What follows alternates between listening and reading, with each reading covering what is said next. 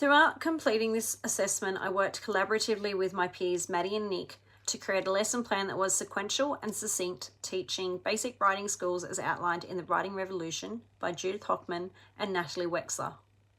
We used the book The Thing About Oliver, written by Deborah Kelly, as the muse for our lesson activities. After agreeing on our book choice, we got together and had an initial meeting to discuss overarching ideas and collectively agreed on focusing on 4 lessons each. Our lesson plan is to be taught to a Year 4 cohort at the beginning of Term 1.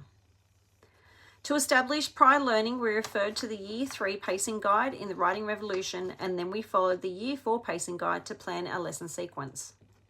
To reinforce concepts, we recapped prior learning at the beginning of each lesson and gave students ample opportunity to demonstrate this knowledge before progressing. The lessons that I was responsible to create were lessons 9 to 12 that covered concluding sentences, introducing an SPO, and learning how to complete an SPO to progress to writing a paragraph. In Lesson 9, students were given explicit instruction on writing concluding sentences, highlighting when writing a concluding sentence that we want to echo the idea of the topic sentence without being repetitive. We also revisited using various sentence types as covered in Lesson 8, appositives that were introduced in Lesson 3, and subordinating conjunctions from Lesson 2. We also incorporate skill building around using transition statements.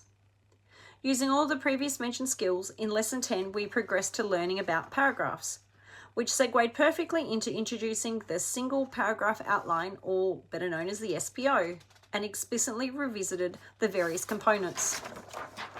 Lessons 11 and 12 were focused on providing students multiple opportunities to explore using an SPO.